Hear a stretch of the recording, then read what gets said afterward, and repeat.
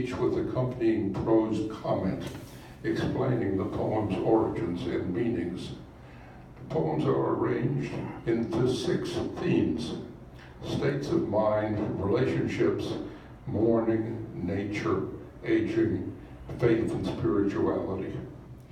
Of the many impressions I had of this collection, 3 things stood out: the honesty of the observations, the sense of self-discovery, and the inventiveness of the imagery.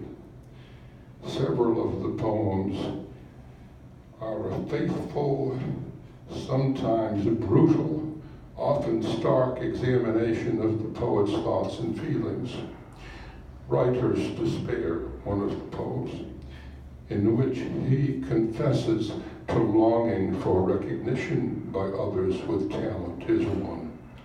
He examines the emotions of shame, noting that, quote, as a snail touched reflexively withdraws into its shell, shame burdens and turns us away from others.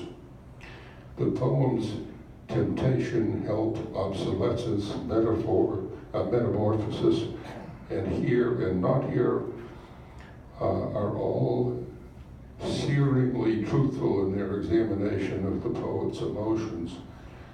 The most memorable lines of emotion and truth may be contained in his prose prefaces to each poem, particularly when he is talking about the loss of his wife.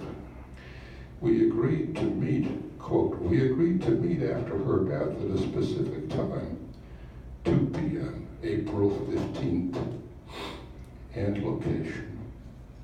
He tells us while introducing Awaiting Jane, the quotes, a heart-wrenching poem in which he waits for the mystical meaning he had helped to emerge. He finds that, quote, though I linger, you do not answer, unquote.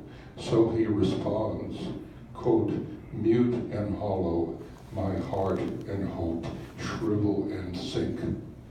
Salvation lies in a return to grief.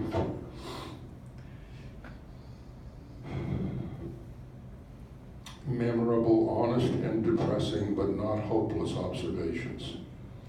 In his introduction to Love Long Lost, he says, if we are fortunate, we have experienced love so intense and deep that for many years, the loss continues to be like a searing pain penetrating to our center.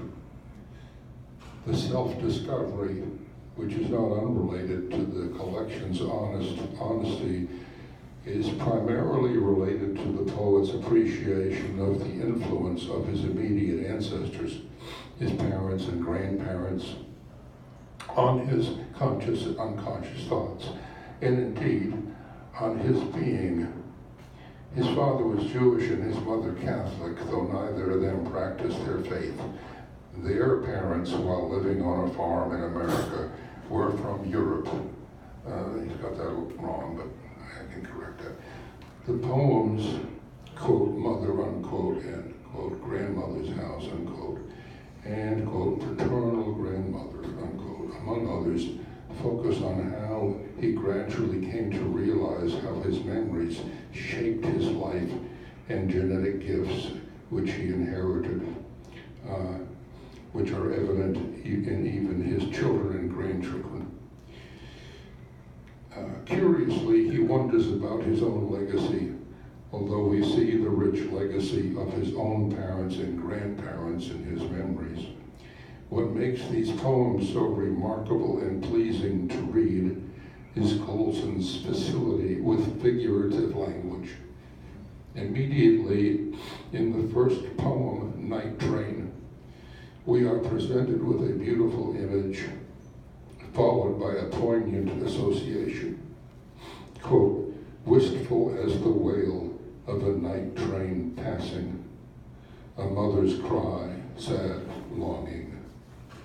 Then we hear the interweaving of sensory experience with imagination as he describes the sound of the receding train as leaving a whisper of roads not taken. In metamorphosis, he talks of faded passion as longing like railroad tracks parallel but never converge. Colson is both imaginative and inventive. In Grandma's House, he recalls being soothed to sleep by the buzz and hum of tires on the adjacent highway. Then ends the poem with an echo, recalling his grandfather's use of French Canadian to speak to him as a sound for me as comforting and soothing as the buzz and hum of tires on the highway. This is a remarkable collection by a poet with a remarkable ear and even more faultless vision of scenes, objects, and nature, which he's able to transform into poetic images. He explores the layers of consciousness as found in both dreams and memories. He lingers on the loss that defined much of his life and how he tried to cope with it, always holding on to the memories even of the pain. Each poem is both a pleasure to hear and a revelation to the heart and mind. This is a collection worth reading and rereading. Storm, isn't that great?